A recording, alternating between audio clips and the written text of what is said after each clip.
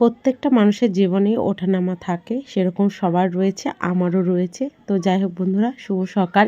কেমন আছেন সবাই? আশা করি সবাই ভালো আছেন। নতুন একটি ভিডিও নিয়ে আবারও চলে আসলাম।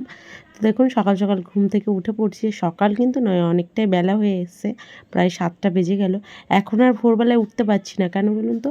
ভীষণ ঠান্ডা লেগেছিল, যে রাতে রাতে ঘুম থেকে উঠে তারপরে সমস্ত কাজ সেরে স্নান করে নিতাম। একদিকে কিন্তু অনেক কাজ এগিয়ে যেত ঠিকই, কিন্তু না, ওই যে ঠান্ডাটা পড়তো না, ওই ঠান্ডাটার জন্য আমার ভীষণ শরীরটা খারাপ হয়ে গেছিলো। সেই জন্য অত সকালে এখন উঠছি না, ওই 6টা 5:30 এরকম সময়ে উঠি, কিন্তু আজকে একটু লেট হয়ে গেছে। তো যাই হোক, কালকে রাতে আমার এত পরিমাণে ঠান্ডা লাগছিল, নাক মুখ একদম বন্ধ হয়ে গেছিলো। সেই জন্য না, সকালবেলায় একবার উঠেছি, উঠে আবার গিয়ে শুয়ে পড়েছিলাম।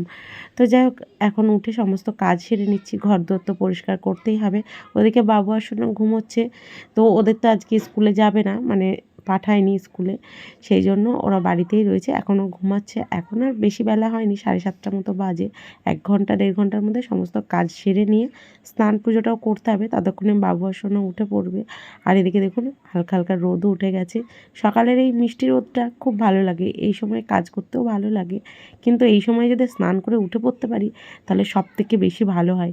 তো যাই হোক, এখন কিন্তু খুব ভালোভাবেই রোদ উঠে এসছে। আর আমি না কিছু জামা কাপড়ও ভিজিয়ে দিয়েছিলাম, সেগুলো কেচে এখন মেলে দিলাম। আর শীতকালে এদিক ওদিক যেখানেই পারি মেলে দিই, টিনের ওপর মেলে না তাড়াতাড়ি শুকিয়ে যায়। গরমকাল আসলে তো ঘরে মেলে দিলেও শুকিয়ে যায়, কোনো অসুবিধা নেই, কিন্তু শীতকালে একটু অসুবিধা হয়। তো যাই হোক, শুকিয়ে যায়। আর এদিকে দেখুন, আমি পুজোও দিয়ে নিলাম। আর সকাল সকাল পুজো না দিলে না আমার মনটা একদম ভালো লাগে না। এদিকে বাবু উঠে পড়েছে ঘুম থেকে, বাবু আবার ভাতের হাঁড়িটা বসিয়ে দিয়েছে। একটু বড় হয়েছে তো, আমি বারণ করি, তবুও বলে মা একটু তাড়াতাড়ি হয়ে গেলে ভাতটা খেতে পারবো। তো সকাল সকাল ওদের ভাত খাওয়ার একটা অভ্যাস রয়েছে। সকালে হরলিক্স করে দিয়েছি, ওরা খেয়ে নিয়েছে। হরলিক্স খাওয়ার পর আমি আবার এদিকে চা করেছি আমার জন্য। তো যাই হোক, ওরা তো খেয়ে নিয়ে এখন বসেছে পড়তে, আর আমি এদিকে 1 কাপ চা আর রুটি খেলাম। এই রুটিটা কালকে রাতের। বাসি রুটি দিয়ে চা খেতে কে কে ভালোবাসেন অবশ্যই কমেন্টে জানাবেন। ভালো তো লাগে, কিন্তু ওই যে অম্বল হয়ে যায়। তো যাই হোক, এখন বিছানাটা গুছিয়ে নিচ্ছি। বিছানাটা যতক্ষণ না গোছাই ততক্ষণ ঘরটা একদম ভালো লাগে না দেখতে।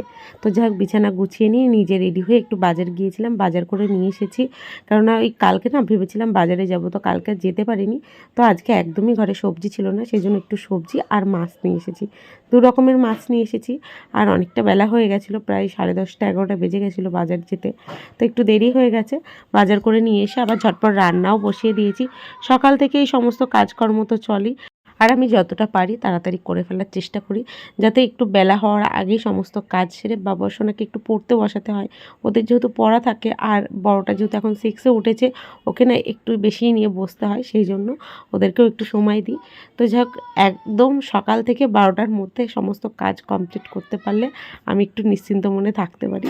তো যাই হোক, আজকের ভিডিওটা কেমন লাগলো অবশ্যই কমেন্টে জানাবেন। আজকের মতো টাটা।